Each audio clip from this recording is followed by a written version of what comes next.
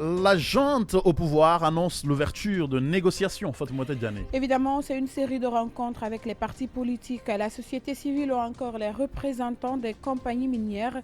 Il s'agit maintenant de fixer les lignes de la transition. Du mardi 14 au vendredi 17 septembre au Palais du Peuple, un programme marathon est établi. Et toutes les 2 heures, les rendez-vous avec les différents acteurs, formations politiques, société civile, opérateurs miniers, mais aussi chefs religieux, représentations diplomatiques, patronat, syndicats ou encore directeurs des banques. Transition en Guinée, les concertations avec les acteurs sociopolitiques débutent le 14 septembre.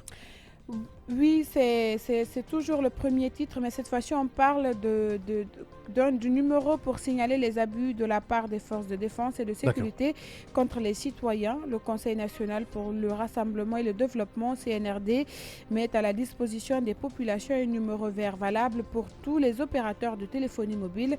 L'information a été donnée ce samedi au journal télévisé de la RTG par le porte-parole du CNRD. Et dans le même communiqué, le colonel Mamadi Doumbouya a mis l'occasion à profit pour remercier le peuple de Guinée pour son adhésion massive à sa vision. Mais les forces armées sont chargées de l'application de la présente décision du président du CNRD.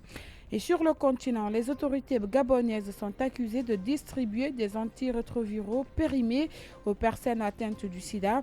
Des accusations portées par la présidente du réseau gabonais des associations des personnes porteuses de VIH-Sida, Mariama Fatou Moussunda Nzamba.